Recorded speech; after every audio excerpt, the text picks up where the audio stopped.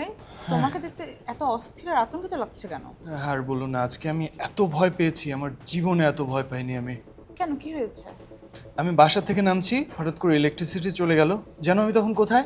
কোথায়, লিফটে? হ্যাঁ, হঠাৎ জোরে একটা ধাক্কা খেয়ে সব অন্ধকার হয়ে গেল। তাড়াহুড়ো করে আমি পকেট থেকে ফোনটা বের করতে যাই, হাত ফসকে কোথায় পড়ে গেল। পরে অন্ধকার ফ্লোরে আমি কিছুই খুঁজে পাই না, মোবাইলটাও খুঁজতে অনেক সময় লেগেছে। ভাই, এই সময় কিন্তু শান্ত থাকা খুব জরুরি, কারণ শান্ত না থাকলে কিন্তু পরিস্থিতি আরো ভয়ানক হয়ে যেতে পারে। না, সেটা তো আমরা জানি, কত পড়েছি যে এই সময় প্যানিক করা যাবে না, শান্ত থাকতে হবে, কিন্তু এমন সময় আসলে শান্ত থাকাটা ভীষণ কঠিন।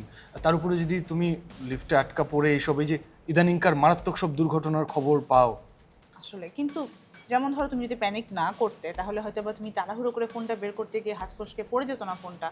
তার উপর হচ্ছে যে যদি পড়েও যেত, তুমি এই ছোট লিফটে খুব ইজিলি খুঁজে বের করে ফেলতে পারতে। না আসলেই মানে হঠাৎ করে লিফটটা বন্ধ হয়ে গিয়েছিল, তো আমি বুঝে উঠতে পারিনি আসলে কি করা উচিত। শান্ত থাকলে হয়তো আমি আরো আগেই এখান থেকে বের হয়ে আসতে পারতাম। কেন, কতক্ষণ আটকে ছিলে? তো প্রায় 30 মিনিট, মানে আমি তো জানি লিফটে আটকা পড়লে কি করতে হবে, কিন্তু প্যানিক করার কারণে এই সব কাজগুলি করতে আমি অনেক দেরি করে ফেলেছিলাম। কি কি করেছিলে?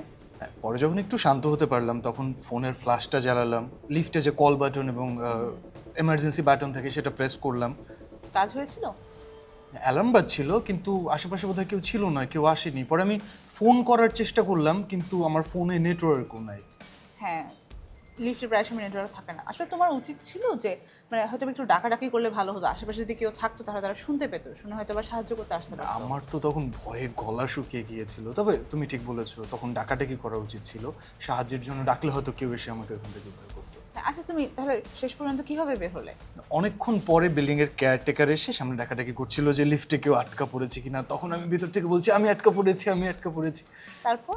তারপরে ওনার কাছে একটা চাবি ছিল, ওটা দিয়ে চেষ্টা করলো, কিন্তু সেটাও খুললো না। পরে অন্য একজন একটা শাবল নিয়ে এসে লিফটের দরজাটা টেনে? খুলেছিল টেনে, এবং পরে মেইনটেনেন্সের যে টিম আছে তাদেরকে ফোন করলো পরে সেটা ঠিক করার জন্য। যাক, ভালো যে তাও সেফলি বের হতে পেরেছো। চিন্তা করো তো, যদি 2 ফ্লোরের মাঝখানে লিফটটা আটকে যেত তাহলে তো অবস্থা আরো বেশি ভয়ানক হয়ে না যেত। না, আমি ভাবছি যে র্যান্ডম একটা দিনে লিফট ওঠা যদি এত রিস্কি হয়, তাহলে যখন ভূমিকম্প হয় অনেকে একসাথে লিফট, তখন তাহলে সেটা কিভাবে সম্ভব? না না না, ভূমিকম্পের সময় বা তার ঠিক পরে যে অনেক সময় দেখি যে আমরা মানুষজন লিফটে উঠছে, ওটা কিন্তু একদমই করা উচিত না। আর র্যান্ডম ডেতেও কিন্তু রিস্ক কম থাকে না, এই কারণে তো বলা হয় যে লিফটের মেনটেন্যান্সটা রেগুলার করা উচিত, যাতে কোনো সমস্যা থাকলে আগে থেকেই ধরা পড়ে। হ্যাঁ, একেবারেই ঠিক।